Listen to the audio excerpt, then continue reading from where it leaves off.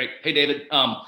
So first and foremost, I appreciate everybody joining today. This is the first webinar that my company, The Free Agent, has put on, and David has been gracious enough to be, I don't want to say the guinea pig, but the first of what I hope to be many and a long string of successful webinars. So David, sincerely, I appreciate you being here today. I'm happy to be your guinea pig anytime, Beau. Fair enough. Well, this is really kind of a continuation of a discussion that David and I had about a month ago in regards to customer engagement. And it really was kind of a one-on-one discussion, which I thoroughly enjoyed and really had significant takeaways that have impacted my business personally. So really, I just wanted to get on the horn with David in more of a kind of a group setting. We've crowdsourced a good amount of questions. In fact, we have 11. We've got 30 minutes, so we're running out of time here. So we'll be quick.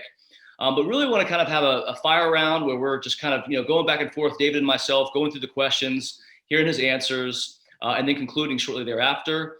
For those that were unable to join, we are recording it, and we'll be distributing the video as soon as it's completed. Without further ado, I'll do a quick intro. David will do an intro for you, and then we'll get started. First and foremost, my name is Beau Billington. I'm the founder of The Free Agent. Founded the business literally 4 years ago today. I just found that tidbit out recently. Thank you very much. Congratulations. In regards to what we do, basically we target high growth tech companies with revenues 10 million to 200 million that are growing rapidly. Thanks for the congrats. That are growing rapidly. And a lot of times these companies don't have the resident executive expertise on tap. And that's where we come to play. We focus across the sales, marketing, and technology silos and bring in executives, subject matter experts that can help our partners continue their trajectory. So that's it at a very high level. I don't want to make this about me. So that being said, David, if you can just do a quick intro, it'd be appreciated. But first and foremost, make sure you incorporate how you are a top 200, customer engagement expert. Thanks, I appreciate it, Beau. So yeah, my name is David Ellin. I am the founder and chief customer officer at Centric Leadership Strategies. We're a consultancy that focuses on all things related to customer success, with primarily working with B2B companies of all sizes. So we work with customer engagement strategy, revenue growth, retention, voice of the customer, a whole host of different services. I actually had this consultancy for 7 years. And then in 2014, I was recruited by eBay to come in and run one of their biggest divisions, customer success organizations. And so pulled back into the corporate world, did that for 5 years, and have now come back into my own practice, which I absolutely love working with different companies and understanding what their challenges are and solving their problems. Mm-hmm. And so thanks for the shout out about the 2020 top 100 customer success strategists. Sure. There's an organization called Success Hacker that is one of the leading customer success organizations globally for training and certifying customer success professionals. And they run a program every year to find the top 100 strategists. And what I especially like about it is it's voted on by our peers within the customer success world. Wow. So it holds special significance for me, and proud to have been selected as one of the top 100. No, sounds like quite the honor. With all the awards and accolades now that you can just simply purchase. Getting chosen by your peers, I think adds a higher degree of accomplishment. So congratulations on that. Thanks, appreciate it. Yeah, that being said, let's go ahead and jump into things here. As mentioned, we've crowdsourced some questions. Appreciate everybody for joining and those that have participated and sending in their questions. And the first one's really kind of near and dear to my heart. And honestly, David, when we met about a year ago, we had some discussions concerning customer engagement, and I feel like I've kind of enhanced my strategy since. By no means am I where I need to be, but I'm kind of down that path. And so as a small company, I feel it's really, really important for them to realize that A, they can set up a customer engagement strategy, and B, how critical they are. So the question is, I'm a small company with a customer engagement strategy. Without a customer engagement strategy, what can I do to kickstart my efforts and increase our ability to begin engaging with our customers? Yeah, this is a question I get from a lot of people, a lot of small companies. And the challenge with small companies is they tend to be very tactically oriented and they're much less strategically oriented, right? Maybe the founder is doing strategic work around the business, but I still see a lot of business owners and small business leaders working in their business instead of working on their business. And to really think about customer engagement, you have to be working on your business. And one of the reasons why I think companies, small businesses tend to be more tactical is lack of resources, people wearing multiple hats, they're focused on the hottest item of the day. So here's what I would suggest. The first thing I would say is figure out what goals you're trying to accomplish through your customer engagement strategy, right? There are a lot of different ways to engage with customers, and it really depends on what you want to accomplish. So for example, if you're looking to build executive relationships, then you want to coordinate conversations around your customer strategy, around their challenges, around their objectives, around the things that's important to them. Sure. And you're going to be talking to the strategic leader of your company since they're an executive. So you want to have high level discussions about their strategy. If you're looking for ways to engage in revenue expansion from your customers, then there's probably a different type of prep you want to do before engaging with your customers. You want to find out if they're happy, Right. because if they're happy, they're more likely to buy from you. Unhappy customers don't typically spend more money with their vendors, right? They try to figure out how to get out instead of getting further in. So you have to do that prep work. You have to figure out if they're happy. You have to figure out if they're unhappy. And then you also need to figure out if they're receiving value from the products and services they already bought from you. Because that's going to affect the way you talk to them and what you talk to them about. From there, I would suggest engaging with them about their pain points. Make sure that you're aligning. If you don't understand what their pain points are, what their future goals are, what challenges that they're having today, it's going to be really hard to bring them value by aligning your product or your service to meeting their needs. Sure. So again, just going back, the first thing you have to do is engagement is not, it's a broad reaching term, but there are different pockets of engagement. Think about what you're trying to do, figure out your goals, and then work towards that goal. This is a great point, especially from the small business owner that's working in their business, not on their business. And that's something I did for about 2.5 to 3 years. And I was unable, because I didn't have bandwidth to really focus on the customer, because I lacked the strategic vision, because I couldn't get there because I was so ingrained in the day to day. Exactly. So number 2, so we have a customer engagement strategy of sorts. How can I tell if we were deficient and have room for improvement? I think this one's pretty tough to answer. Yeah, I'll give this one a little bit of thought. So I think there are a few ways to figure out if you're deficient or not. And I think the question you have to ask yourself is whether you feel you're accomplishing everything you want to with your customers, right? If I want my customers to be engaged, are they really engaged? Are they engaging? Are they coming to meetings? Are they answering the phone when I call? Are they responding to emails? Excuse me, when my company puts on a webinar, are they participating in the webinar? I think the next thing you have to figure out is, are your customers happy? If they're not happy, they're likely not engaging with you, right? So if you're not getting engagement from a customer, it could be that they're just busy and they have competing priorities for their time. It could be that they're not happy and they can't think of a reason to talk to you. Maybe you're not bringing them value when you talk to them. Are they renewing their contracts? That's a way to see if your customers are engaged with you.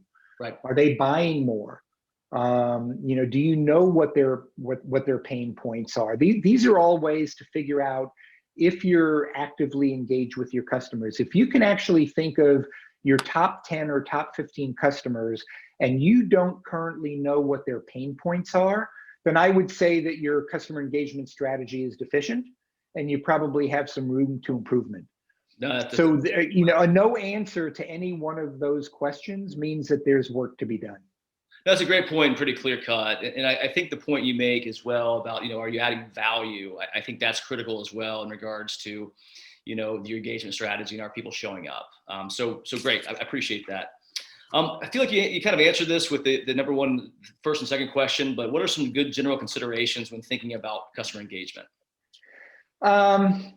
So I think there's probably 4 or 5 that come to mind. Some of these may be very generic, and some of these may be things that people just don't think about. So the first one that I think a lot of people don't think about, that I think about all the time, is think about your intent, what you want to engage about, and think about the impact that the way you engage and what you engage about is going to have on your customers, right? So I say intent versus impact and how you communicate. So what is the intent? Let's say the intent of my engagement might be to educate a customer on a new feature or function or service that my company's releasing, right? And my intent is really just to educate them. If I don't do it the right way, the impact that the customer feels might be that I'm giving them a sales pitch. Right.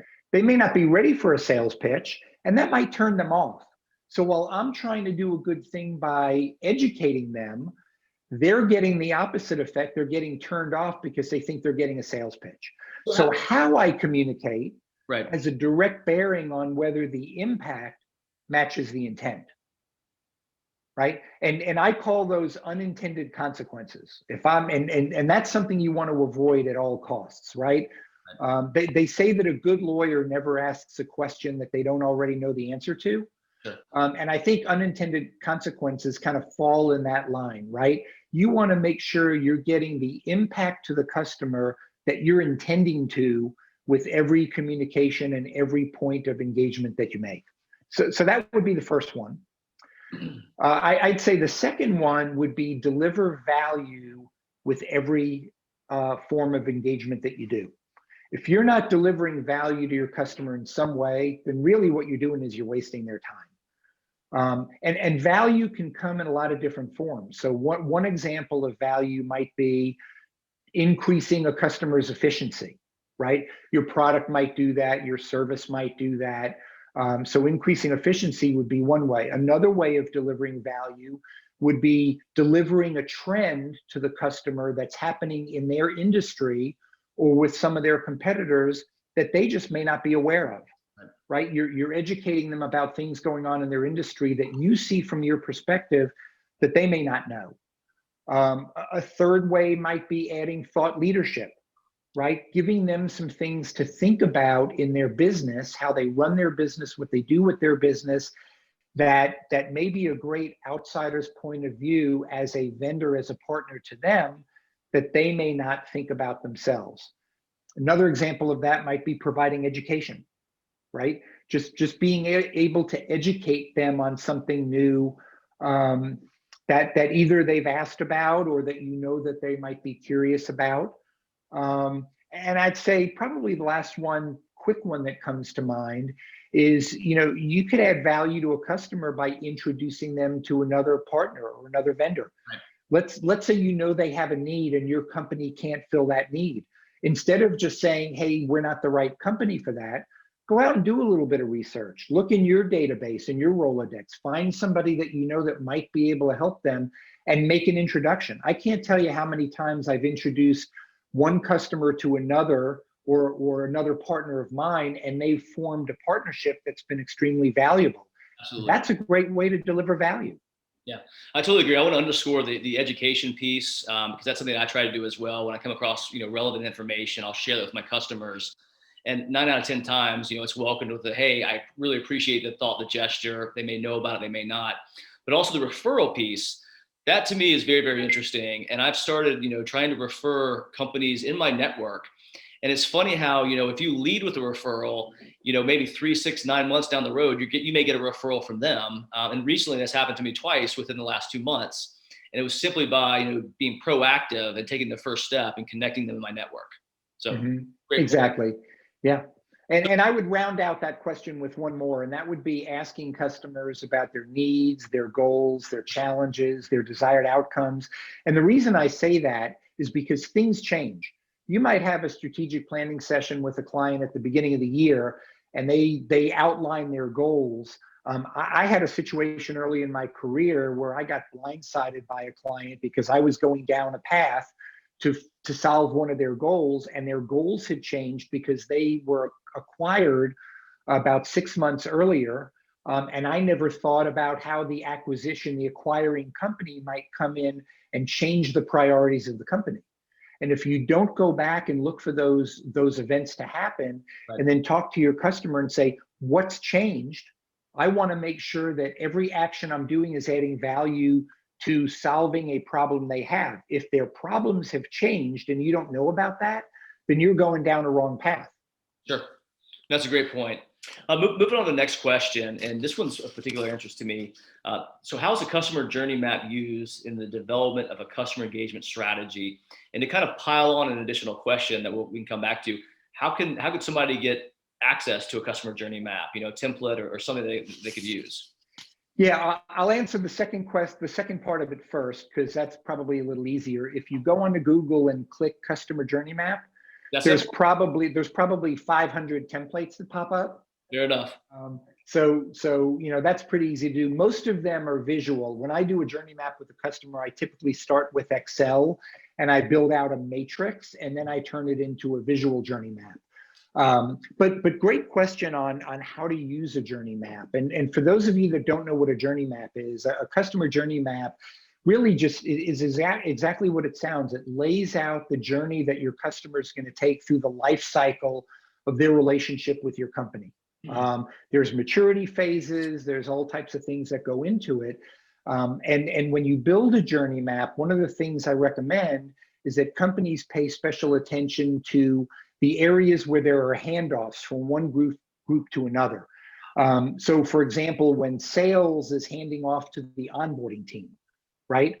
That would be an example of a handoff. And the reason I say that is because that's typically the area of a journey map where there are gaps and the customer experience tends to fall down, right? Sales thinks the onboarding team has it, onboarding thinks the sales team hasn't closed the loop yet. And then the customer is sitting there and they don't know who's going to contact them next. They don't know what to do, that sort of thing. So the handoffs are really important. Once the journey map is built, you use the journey map as an outline to create your engagement strategy. So what I mean by that is you kind of follow the journey map and say, what type of engagement do I have to have with my customer at this point in their journey? Right? If it's an onboarding experience, well, I've got to be able to set the onboarding. I've got to be able to give them the information that they need to join the onboarding program. I might have to give them some documents in advance. I have to schedule it. We have to end the journey. We have to end the journey of the onboarding process. So it's the how and the when of when you're going to communicate with them. And the journey map sets that out. And then, we can talk about measuring customer sentiment and voice of the customer, but that's another piece that's part of engagement that actually marries to the journey map as well. When you measure sentiment is during the critical moments of the customer journey. I think it's a great point. And, I kind of akin that to pipeline management as well on the sales side, because you need to make sure you're kind of managing, where the customers are in the cycle. And so that's a pretty interesting point in regards to the journey map. I appreciate that. You brought the one other thing I would say about that is people need to understand that the customer life cycle includes both date-driven events and data-driven events.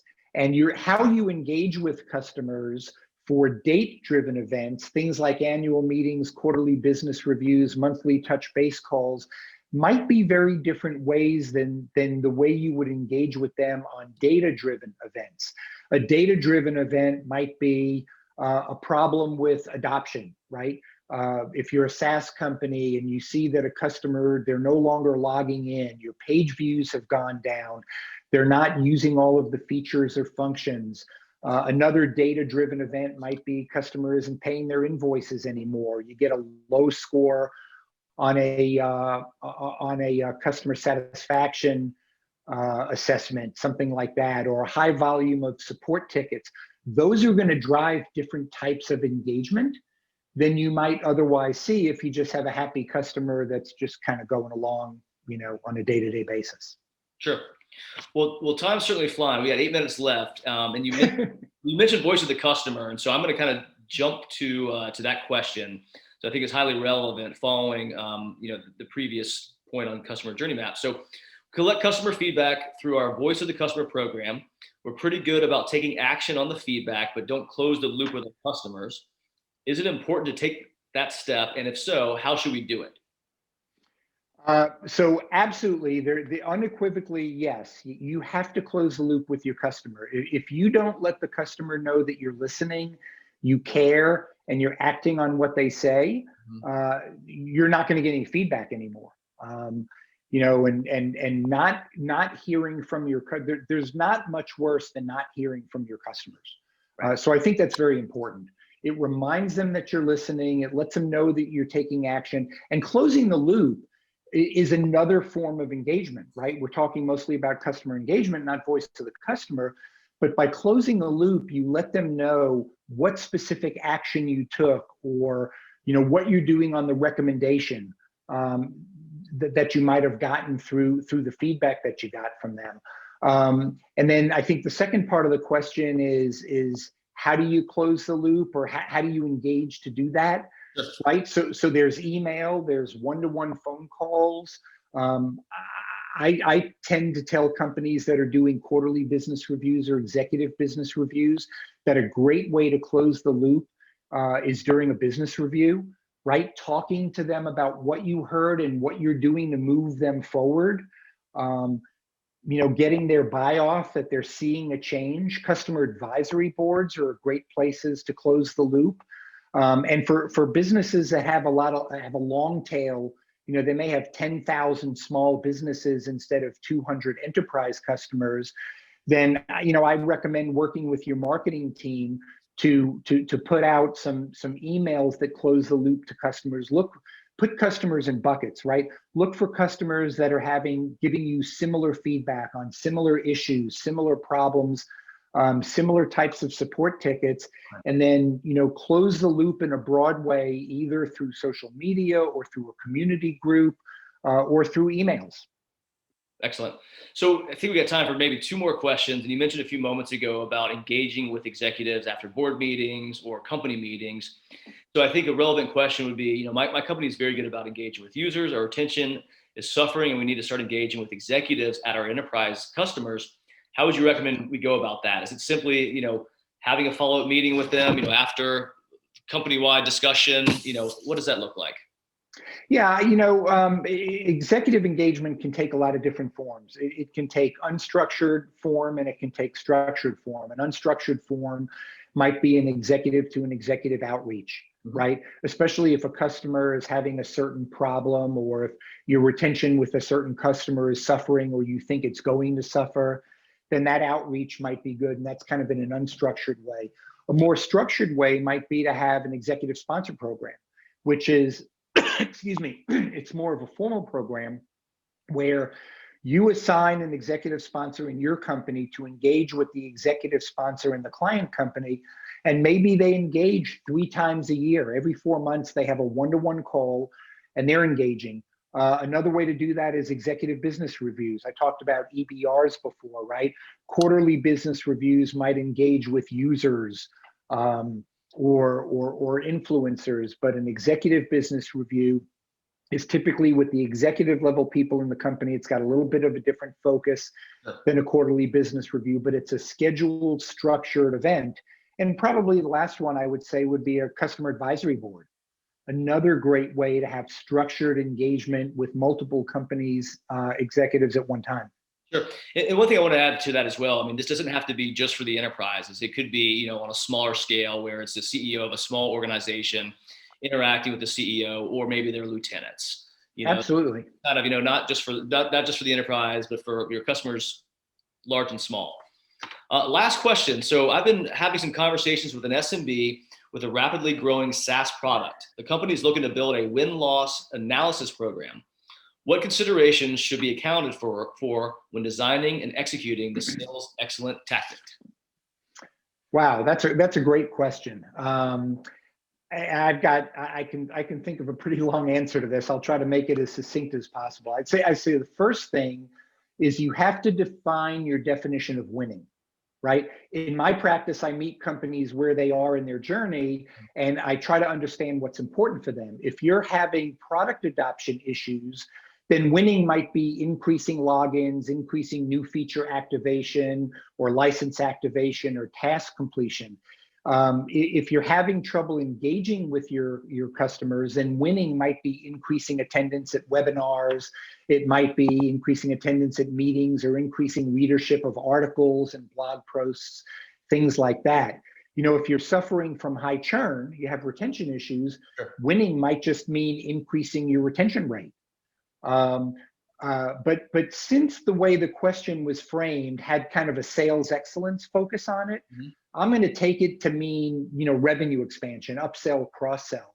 So in my opinion, when designing a revenue expansion program, I think it's important to map where your revenue is coming from. Look at the white space, look at the areas of products or services you have out there where you're not realizing revenue, and then focus on having engagement around those white space areas. From there, separate your customers into happy customers and unhappy customers based on your sentiment data. And as I said before, unhappy customers are much less likely to buy from you than happy customers. So if you know who the happy customers are, those are the ones you can start building a plan for upselling or cross-selling them. And again, in order to do that, you have to understand what their pain points are. You have to understand what their needs are. And you also want to make sure that you understand the timing of being able to approach them. So for example, I have a client that's very heavily seasonal. About 60% of their business comes in the fourth quarter of the year. If I know that I have a product or service that they're not buying from me that can benefit them in the fourth quarter, I don't want to call on them in October or November, right? I want to call on them in June, and I want to get them up and running in August so that they're fully versed in that feature or that function and can utilize it during the peak season of their business. So the timing is really important. That's a great point. Hey, David, so concluding, really appreciate your time. Where can people find you? I'm on LinkedIn, so you can go to my profile on LinkedIn. You can also go to my company website, centricleadershipstrategies.com. I do a lot of posting on LinkedIn, so feel free to follow me. I've also got a blog on my website. It's not extremely active. It's a relatively new blog. It's only been out there for a couple of months. And that would be a great way to follow me as well. Excellent. And then we got a couple of questions. So in regards to recordings, yes. So we recorded this and we'll distribute this to the distribution list upon completion of the recording. And David, sincerely, thanks so much for coming on. Really appreciate it. I'm sure this was a wealth of knowledge to all those out there trying to enhance and build out a customer engagement strategy. Thanks so much for coming on. Beau, it was my pleasure. Thanks for having me. All right.